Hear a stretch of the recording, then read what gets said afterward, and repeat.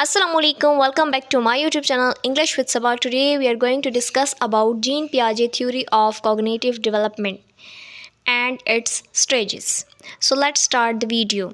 Who was Jean Piaget? Jean William Fritz Piaget, Swiss psychologist, और वो child development के काम की वजह से बहुत फेमस हुए। पियाजे की जो थ्योरी है कॉग्निटिव डेवलपमेंट और एपिस्टेमोलॉजिकल, इन दोनों व्यूज़ को जब इकट्ठा किया जाए तो इसको जेनेटिक एपिस्टेमोलॉजी कहते हैं। पियाजे को बहुत ज़्यादा इम्पोर्टेंस मिली चाइल्ड एजुकेशन में। बायोलॉजी में उनका काफ़ी इंटरेस्ट था। वो ये देखना चाहते थे कि स्पीशीज़ अपने इन्वायरमेंट को कैसे अडॉप्ट करते हैं। तो वो ना सिर्फ एक साइकोलॉजिस्ट थे बल्कि एपिस्टेमोलॉजिस्ट भी थे, जिन्होंने चाइल्ड डेवलपमेंट पर बहुत फोकस किया। एपिस्टेमोलॉजी किसको कहते हैं? ये एक ग्रीक वर्ड एपिस्टेम और लोगोस से लिया गया है। ठीक है, एपिस्टेम का मतलब है नॉलेज, अंडरस्टैंडिंग या फिर एक्वेंटेंस, जबकि लोगोस जो है इसको हम इस तरह से ट्रांसलेट कर सकते हैं अकाउंट, आर्ग्यूमेंट या फिर रीज़न। तो epistemology is the theory of knowledge. Jean पियाजे जो थे वो बीने इंस्टीट्यूट में 1920s में एम्प्लॉय थे, जहाँ पे उनका काम था कि इंग्लिश इंटेलिजेंस टेस्ट के जो क्वेश्चंस हैं उनको फ्रेंच वर्जन में डेवलप करना है। वहाँ पे वो इंटरेस्टिंग हो गए थे कि बच्चे जो हैं वो रॉन्ग आंसर्स क्यों देते हैं, यानी इस रीज़न के पीछे वो लग गए थे और उनके जहन में ये आ रहा था कि इस क्वेश्चंस के लिए यानी रॉन्ग आंसर्स के लिए उनको लॉजिकल थिंकिंग रिक्वायर्ड है। फिर उनका ये बिलीव था कि इनकरेक्ट आंसर्स जो हैं उनके देने के पीछे यानी ये एक इम्पॉर्टेंट डिफरेंस क्रिएट करता है एडल्ट्स और चिल्ड्रन की थिंकिंग के दरमियान में। तो इस बेस को लेकर फिर वो आगे चले। पियाजे ने 1936 में अपना काम जेनेटिक एपिस्टेमोलॉजी का जो वर्क है वो डिस्क्राइब किया। और जेनेटिक जो है वो एक ऐसी साइंटिफिक स्टडी है जिसमें ऑरिजिन्स को देखा जाता है। एपिस्टेमोलॉजी का concern basic categories of thinking से है, यानी the framework of structural properties of intelligence. 1936 में पियाजे फर्स्ट साइकोलॉजिस्ट कंसिडर हुए। Systematic study of cognitive development बनाई उन्होंने। उनका जो कंट्रीब्यूशन है theory of child cognitive development में, उसमें ऑब्जर्वेशनल स्टडी है, कॉग्निशन इन चिल्ड्रन और सिंपल लेकिन इंजीनियस टेस्ट जो थे जिससे डिफरेंट कॉग्निटिव एबिलिटीज़ रिवील की। पियाजे के काम से पहले साइकोलॉजी में ये कंसिडर किया जाता था कि चिल्ड्रन जो हैं वो लेस कॉम्पिटेंट थिंकर हैं एडल्ट से, और पियाजे ने ये चीज़ शो की कि यंग चिल्ड्रन की जो थिंकिंग है वो डिफरेंट होती है एडल्ट से।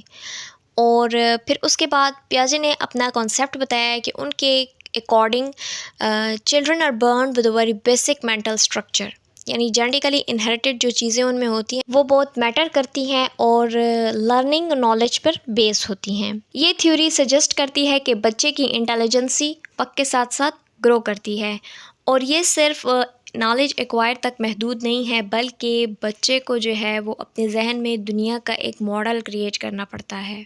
कॉग्निटिव डेवलपमेंट अलमी तरक्की, यानी जिसमें the ability to think and reason, और कॉग्निटिव का मतलब है ऐसा मेंटल प्रोसेस जिसमें जानना, समझना, याद करना शामिल है। और कॉग्निटिव डेवलपमेंट जो है वो दो किस्म की इंटरेक्शन से मिलकर बनती है, नेचर और नर्चर। यानी जब इन्वायरमेंटल इवेंट्स बच्चा देखता है तो वो एक सीरीज़ ऑफ स्टेज से गुजरता है। बच्चे दुनिया के मुतालिक नॉलेज बनाना चाहते हैं और समझने का आसान तरीका ये होता है और बेहतरीन कि बच्चे देखकर चीज़ को उसके मुतालिक अपने पॉइंट ऑफ व्यू से पूछते और रीजनिंग करते हैं। जीन पियाजे ने नेचुरली जो ऑब्जर्वेशन है वो उसने अपने 3 बच्चों पर ही किए, उनसे ही स्टार्ट लिया और फिर उसको कभी कभी वो ऑब्जर्वेशन रोक लेते थे, उसी को डायरी डिस्क्रिप्शन करते रहे और फिर बाद में उनको पता चला कि बच्चा जो है वो कितने स्टेजेस से गुज़रता है और इन सब प्रोसेस से गुज़र कर वो कब एक लॉजिकल थिंकर बनता है। चूँकि वो एक साइकोलॉजिस्ट थे, इस बिना पर उन्होंने कुछ क्लिनिकल इंटरव्यूज़ भी लिए बच्चों के, जो बच्चे जो थे वो समझ सकते थे क्वेश्चंस को और कन्वर्सेशन कर सकते थे, तो उससे भी उनको बहुत ज़्यादा ऑब्जर्वेशन मिलती रही। जीन पियाजे ने 4 किस्म की जो स्टेजेस हैं उसको प्रपोज़ किया। First one is sensory motor stage, जो बर्थ से 2 साल तक के बच्चों में डेवलप होती है। प्री ऑपरेशनल स्टेज 2 से 7 साल तक concrete operational stage 7 to 11 years and formal operational stage 12 onwards। तो फर्स्ट स्टेज को स्टडी करते हैं, द सेंसरी मोटर स्टेज। इस स्टेज में क्या होता है, इन्फेंट फिजिकल सेंसेशन पर फोकस करता है और अपनी बॉडी की कोऑर्डिनेशन से सीखने की, समझने की कोशिश करता है, यानी हाथ हिलाना, इसी तरीके से रिफ्लेक्स एक्टिविटी करता है, लाइक थंब सकिंग हो गया। और इसके साथ साथ इनमें जो है वो इमिटेशन डेवलप होना शुरू हो जाती है, यानी अपने पेरेंट्स को कॉपी करना। If someone is clapping before him और हर, सो ही इमिटेट इमीडिएटली। तो इस स्टेज में जो बच्चा है वो दुनिया को किस तरह से एक्सप्लोर करेगा, अपने सेंसेस के थ्रू, जैसे सूंघना, सुनना, देखना, टच करना, फ़ील करना। तो ये जितने भी सेंसेस हैं, अगर कोई गर्म चीज़ उसके सामने रख दी जाती है तो वो उसको हाथ लगाता है खामखा। वो बच्चा जो है तब तक एक्सपीरियंस नहीं कर सकता जब तक कि वो उसको टच ना कर ले।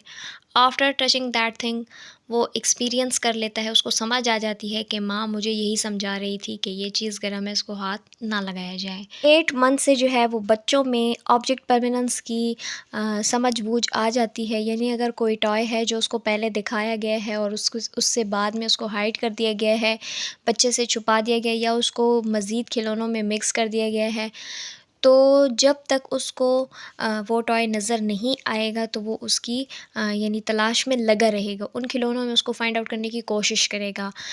और जब वो टॉय उसको सामने दिखा दिया जाएगा तो एक्साइटमेंट फ़ील करेगा। ऑब्जेक्ट परमानेंस यानी उस खिलौने की जो इमेज है वो उसके ज़हन पर नक़ूश कर गई है। थ्रू जो है वो प्रोसेस वो अब वर्ल्ड को डेवलप करने की कोशिश कर। इस स्टेज के शुरू में बच्चे अपने प्रेजेंट में रहते हैं और मेंटल पिक्चर जो दुनिया की है वो उनकी मेमोरी में स्टोर नहीं होती। लेकिन 8 ऑनवर्ड हो जाएं तो उनमें ऑब्जेक्ट परमानेंस, यानी 8 मंथ से ऊपर हो जाएं तो उनमें ऑब्जेक्ट परमानेंस का जो प्रोसीजर है वो डेवलप होना शुरू हो जाता है। वो इस स्टेज तक आ जाते हैं, कोग्निटिव डेवलपमेंट की ये एबिलिटी उनमें अपेयर होना शुरू हो जाती है। इस स्टेज के एंड में बच्चे जो हैं वो सिंबॉलिकल फंक्शन उनमें अपेयर होना शुरू हो जाता है, यानी बच्चे खेल के वक्त में एक ऑब्जेक्ट को, एक चीज़ को दूसरे की जगह पर यूज़ कर सकते हैं। इस स्टेज में लैंग्वेज भी शुरू हो जाती है, क्योंकि बच्चों को समझ आ जाती है कि किसी चीज़ के लिए या फिर अपनी फीलिंग्स को इन्हांस करने के लिए वर्ड्स का इस्तेमाल किया जाता है। दूसरी स्टेज प्री ऑपरेशनल स्टेज है, जो कि 2 से 7 साल तक के बच्चों में वाज़ेह होती है। शुरू में जो है वो बच्चों को ऑपरेशंस की समझ नहीं आती, यानी उनकी जो थिंकिंग है वो लॉजिकल थिंकिंग में कन्वर्ट नहीं होती। जैसे ही ये स्टेज शुरू होती है बच्चे ईगोसेंट्रिक हो जाते हैं। ईगोसेंट्रिज्म मतलब इस तरह से ले लें कि वो अपनी मनमानी करते हैं, अपनी बात और अपने पॉइंट ऑफ व्यू को मनवाने की कोशिश करते हैं। लेकिन जब ये स्टेज डेवलप होता है तो बच्चे जब वो ईगोसेंट्रिज्म को ख़त्म कर देते हैं, यानी वो अपना ईगो ख़त्म करते हैं, तो फिर जितने भी दूसरे बच्चों के साथ खेल कूद में लगे होते हैं तो वो पार्टिसिपेशन बहुत एंजॉय करते हैं। इस स्टेज में बच्चों को ये समझ नहीं आती कि क्वांटिटी जो है वो रिमेन रहती है अगर हम अपीयरेंस चेंज भी कर दें, यानी एक छोटा फीडर है और एक बड़ा फीडर है। छोटे फीडर में जो जूस है उसको हमने बड़े फीडर में डाल दिया है और दोनों में जो क्वांटिटी है वो सेम है, लेकिन बच्चे जो है वो ये कंसिडर करेंगे बड़े वाले फीडर में जो है वो जूस ज़्यादा है as compared to small feeder. तो ये चीज़ उनमें नहीं क्लियर हो सकती। कभी कभार ऐसा होता है कि बच्चे अपने टॉयज़ के साथ बातें करना शुरू हो जाते हैं, जिसको एनिमिज़म कहते हैं। कोई बेयर है उनके पास, डॉल है जिसके साथ अक्सर बच्चियां बातें करना शुरू हो जाती हैं ड्यूरिंग प्ले। उनको ये सेंस आता है कि शायद ये कोई लिविंग थिंग है जो हमें रिस्पॉन्स करेगा। इस तरह से सम टाइम बच्चों को ये होता है कि घुड़सवार बनने का शौक़ होता है, तो वो किसी भी प्रॉप्स को लेकर वो प्रिटेंड करना शुरू हो जाते हैं। सम टाइम बच्चे जो हैं वो किसी पिलो को लेकर उस पर बैठ जाते हैं कि हम तो घोड़ा चला रहे हैं। इसी तरह स्टूडेंट्स जब अपने टीचर्स को देखते हैं स्कूल में, फिर आकर उस तरह से प्रिटेंड करते हैं कि they are teacher, policeman, superheroes. अब इस स्टेज की कैरेक्टरिस्टिक्स और डेवलपमेंटल चेंजिंग्स की तरफ चलते हैं।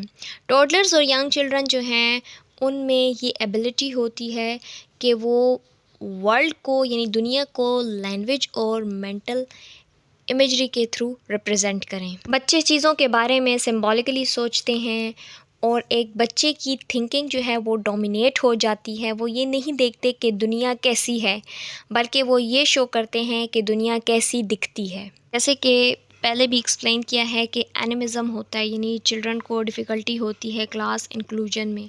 वो समझते हैं कि नॉन लिविंग की भी फीलिंग्स होती हैं और इनकी भी अपनी लाइफ है जैसे कि इंसानों की होती है, यानी लिविंग थिंग की होती है। कॉन्क्रीट ऑपरेशनल स्टेज 7 से 11 ईयर्स तक बच्चे जो हैं वो इस स्टेज में लॉजिकल रूल्स को अप्लाई कर सकते हैं। इसके साथ ही वो क्वांटिटीज़ को कंज़र्व करना जानते हैं। जैसे कि आपको लिक्विड की एग्जांपल दी है पिछली उस पे स्टेज में कि 2 किस्म के फीडर हैं जिसमें जूसेस यानी स्मॉल फीडर का जो क्वांटिटी है जूस की वो अगर हम बिग फीडर में डाल दें तो बच्चों को ये समझ नहीं आएगा। लेकिन जब टोडलर्स होंगे यानी 7 ईयर्स तक बच्चे जाएंगे तो फिर उनको समझ आ जाती है। क्वांटिटी सेम है, खाली अपीयरेंस चेंज है। इस स्टेज में बच्चों से मिस्टेक्स होती है अगर उनको एब्स्ट्रैक्ट प्रॉब्लम्स के बारे में पूछा जाए या उनको सॉल्व करने के लिए कहा जाए। यानी कि अगर कैंडी को रख दिया जाए उनके सामने या बिस्किट्स को रख दिया जाए कि इसको काउंट कर दे तो वो उसको काउंट कर देंगे।